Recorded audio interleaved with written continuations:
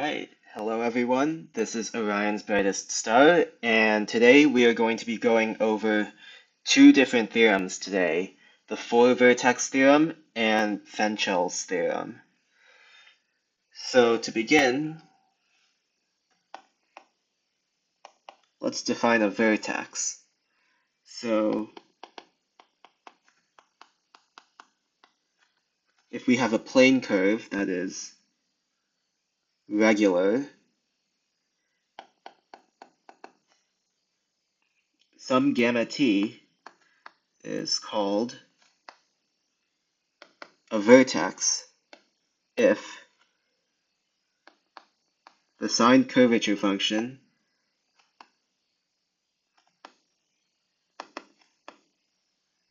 has a local minimum or maximum at t. So that's basically what a vertex is. And the four-vertex theorem, is stated as follows.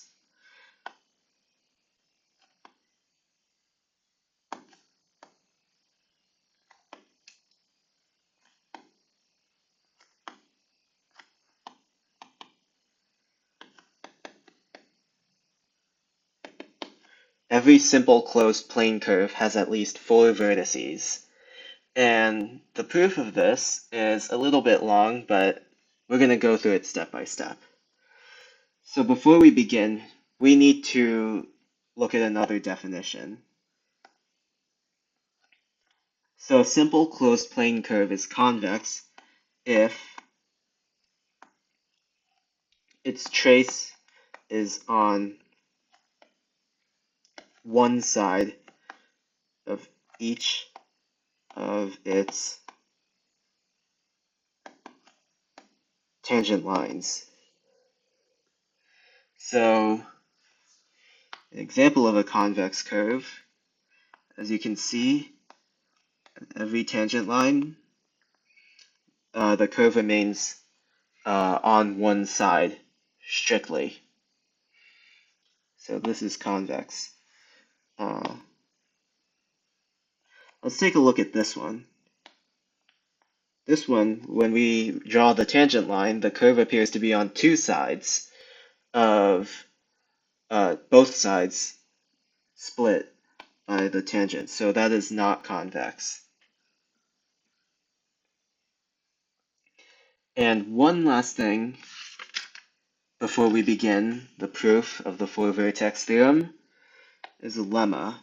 Lemma is something that we need to prove something. So suppose we have, let C be the trace of a simple closed convex plane curve. I'm not going to write that all down. And let L be a line. I'm not going to prove this lemma, but the proof is pretty short. So if L is tangent to C at two distinct points, then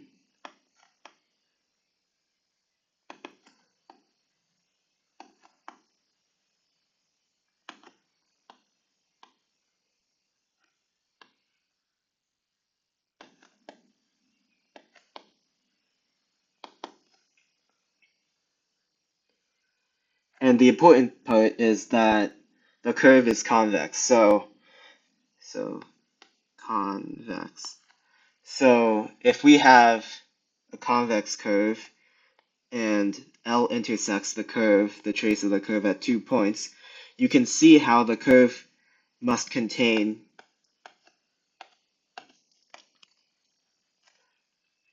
everything, every part of the line segment between the 2 points in the interior.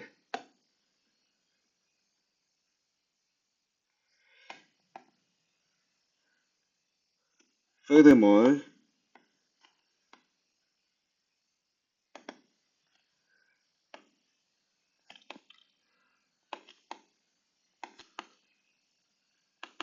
if we have that the intersection between the trace of the curve and the line contains more than 2 points, then it contains the entire segment of L between any pair of these points. So again, I'm not going to prove these, but I'm just going to move on to the proof of the four-vertex theorem. Four-vertex theorem proof.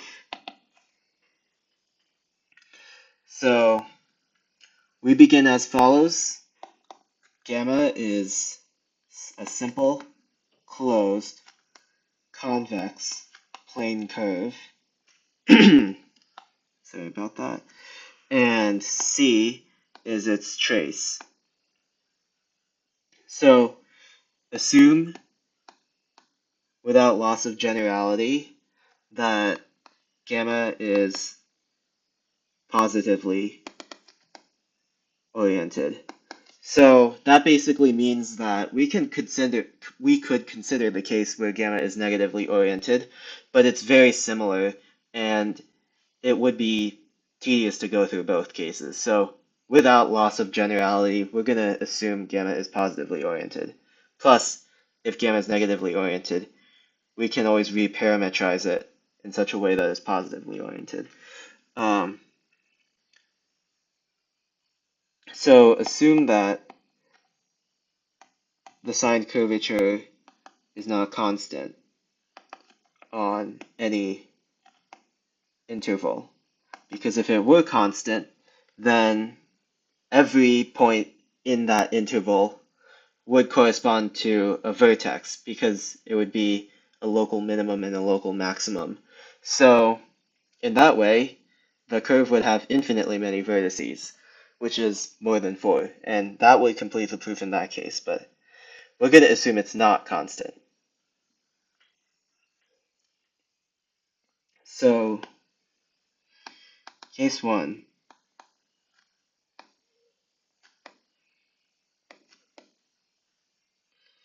What if gamma has 3 vertices? Then let's say that these are the vertices. Well, then 2 consecutive ones would have to be the same type, a maximum or minimum. Because if we look at it, like, maybe this is a maximum, maybe this is a minimum, but then if this is a maximum, these two would be both maximum and consecutive. And if this was a minimum, these two would be consecutive and minima. And that can't really happen because if we have a not constant, smooth, real valued function, there is no way you could have 2 consecutive local extrema of the same type. So there's, like, try to picture a function that has 2 minima without a maximum between them. It's impossible that unless it's constant. So case 1 cannot happen.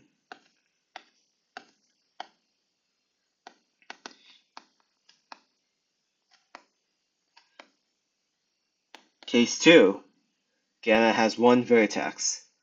Well, the sign curvature is from a closed interval to a set of real numbers. And by the extreme value theorem, that must mean the sign curvature has a maximum and a minimum somewhere. So you can't have 1 vertex,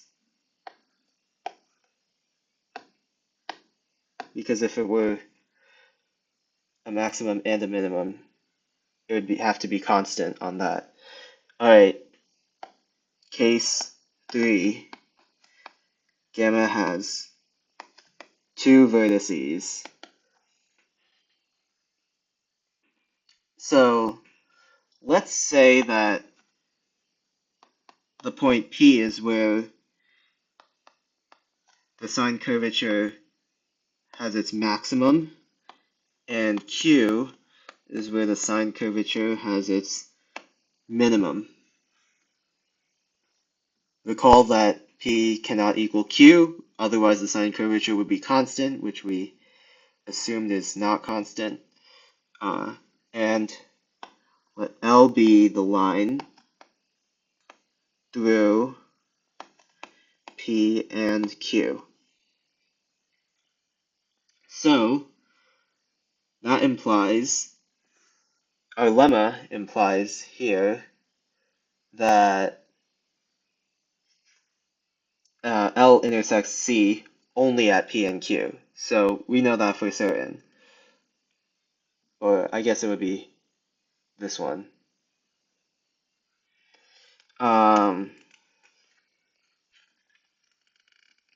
So so we can reparameterize it such that the curve is unit speed. So it goes from 0 to the length of the curve to r squared. And it's still such that gamma of L equals P, and there is some A such that gamma of A equals Q. So let's draw this out. P, Q, and there's our line L.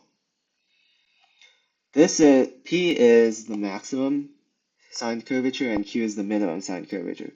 So from here to here, the curvature is going to be decreasing. So we have the derivative of the sine curvature is going to be less than 0. And from here to here, we're going to have, this must be increasing. Now you might be wondering, well, what if the the derivative is positive like here? That can't happen. Otherwise, there would be another vertex for the maximum and minimum. So now let's reframe it by applying a rigid motion in such a way that this is our x-axis and then there's our y-axis. So now we can represent the curve in terms of x of t and y of t. So note that y of t changes sign at t equals a, because that's when we go from, I guess this would be the negative part of the xy plane to the positive part. Or you know what? Let's make this the positive part and negative part. It doesn't really matter. The point is it switches sides. And therefore, the expression y of t times the derivative of the sine curvature of t, it never changes sign, because when y of t changes sign, so too does the the derivative of the sine curvature. And also, this expression only equals 0 when the derivative of the sine curvature equals 0, which is literally just a point. So it does not occur on any interval of non-zero length. Therefore, we have that this integral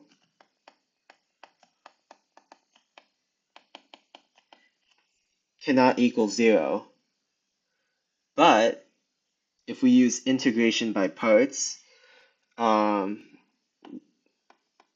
if we have, this is u,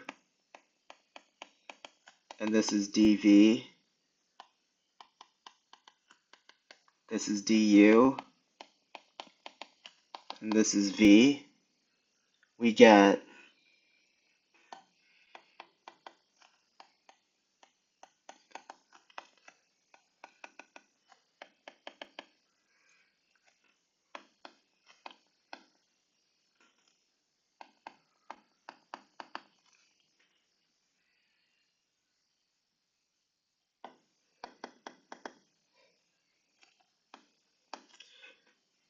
we get this.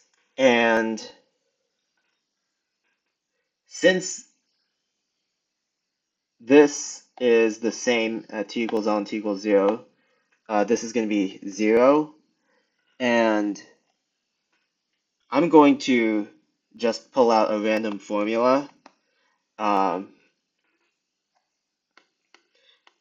It's in the book, so if you want to see, you can look at TAP, but x double prime of t equals negative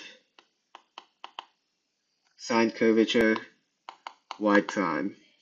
And this is very convenient for us because it allows us to re-express our integral as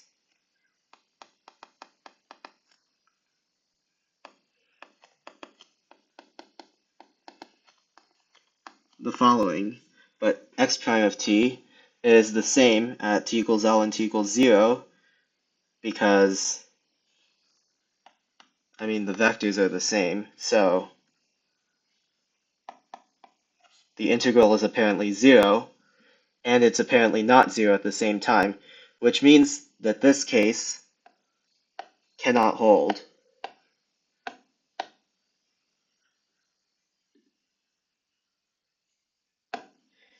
Therefore, our curve gamma must have at least 4 vertices, and that is the proof of the 4-vertex theorem.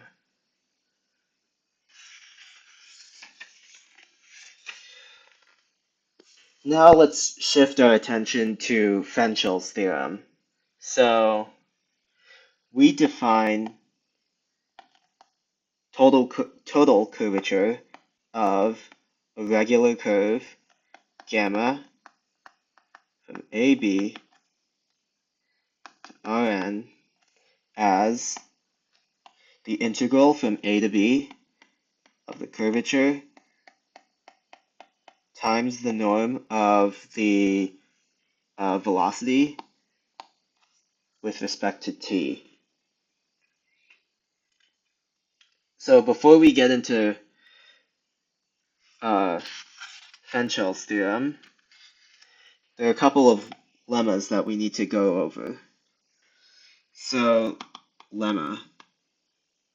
The total curvature of a simple closed plane curve is greater than or equal to 2 pi with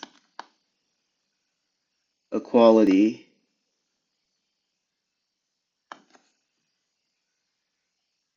if and only if it is convex.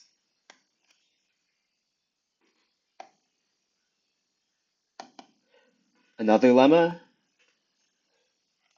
if we have 2 points on the sphere, P and Q, then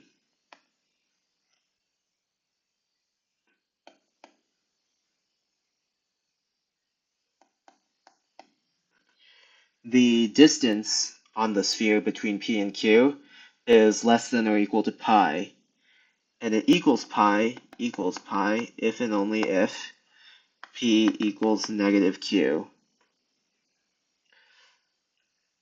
Furthermore, there exists a segment of a great circle from P to Q with arc length PQ. And its segment is unique if P is not negative Q. The trace of every curve in S2 from P to Q with arc length PQ is a segment of a great circle. So that's also something that we're going to be looking at, because as we will see soon, Fenchel's theorem examines, or the proof of Fenchel's theorem examines the velocity as a mapping onto the sphere. So let beta be a regular closed curve in S2. So if the trace of B, or beta, intersects every great circle of S2, then the arc length of beta, is greater than or equal to 2 pi, with equality if and only if beta is a simple parametrization of a great circle. So, of course, these lemmas are important, and you should go over the proofs, um, in this video, I just want to focus on the proofs of the big theorems, so regrettably, I'm skipping over the proofs of the lemmas. But I fully encourage you to look at the proofs for yourself. Theorem, Fenchel's theorem.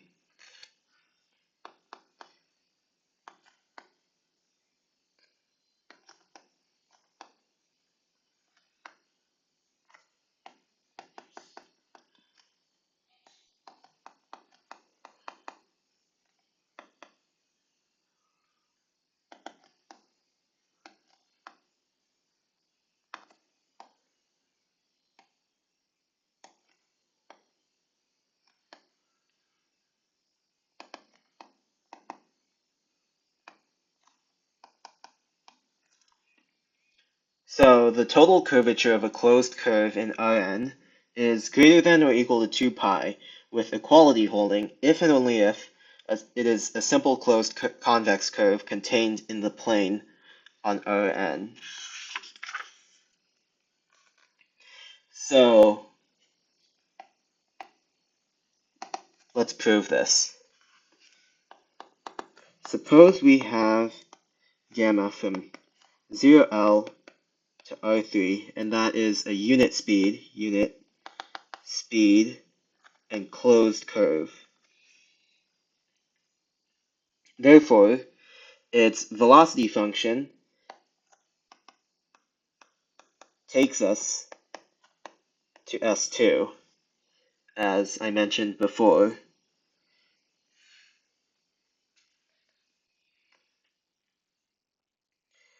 So let's prove that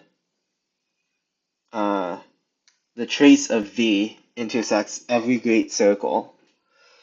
So let's draw this out.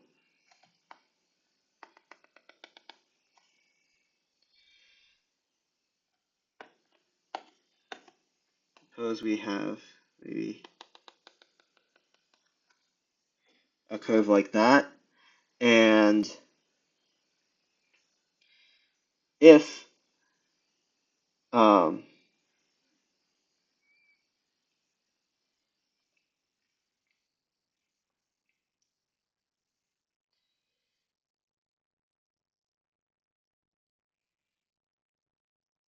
so we have that if we have like a great circle, a point on the sphere is on the great circle if and only if it's orthogonal to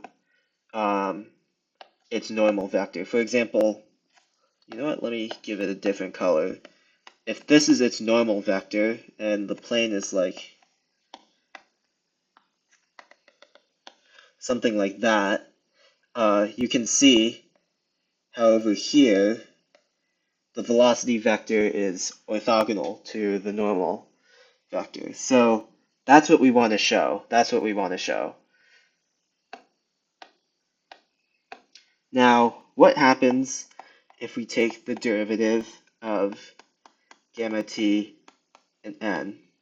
Well, you might be thinking, well, we got to use the product rule, but no, because n does not depend on t. So instead, we get the inner product of a velocity and n. And you might be thinking, well, how is this important? Well, what it gives us is the following.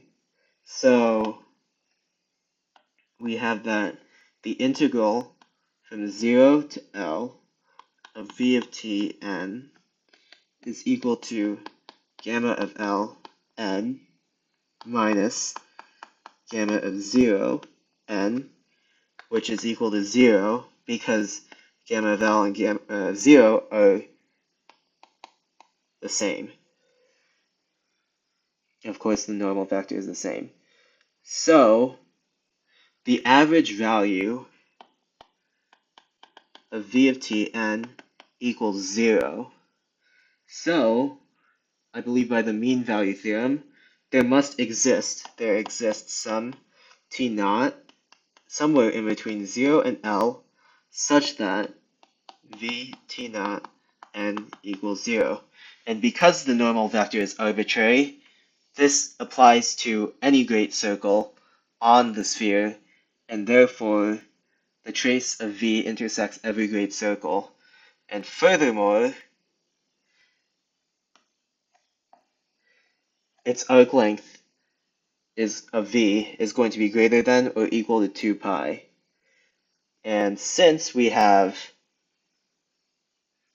a unit speed curve, then the total curvature of gamma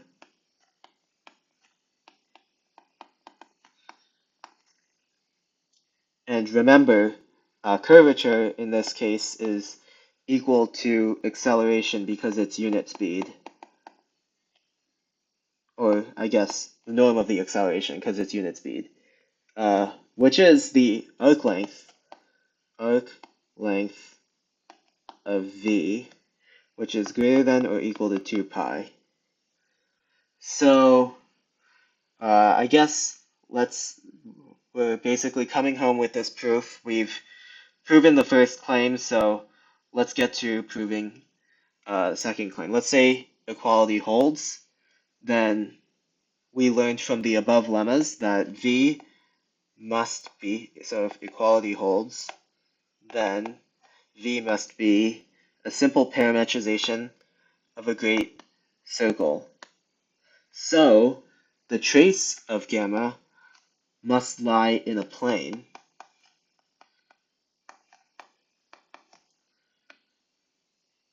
where the plane is the direction is where the velocity vectors are. So assume that this plane is the xy plane after applying a rigid motion.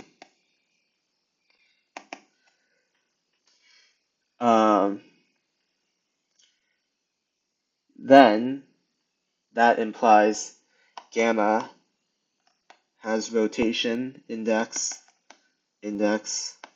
plus minus 1 and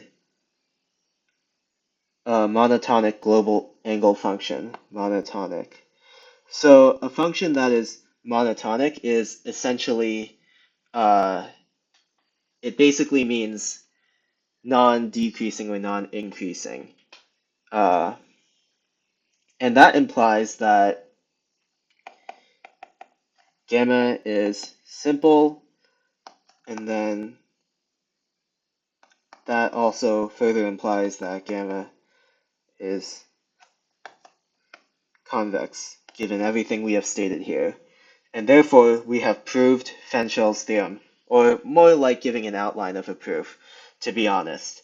I'm just trying to sort of give you some more intuition about these proofs and how they work.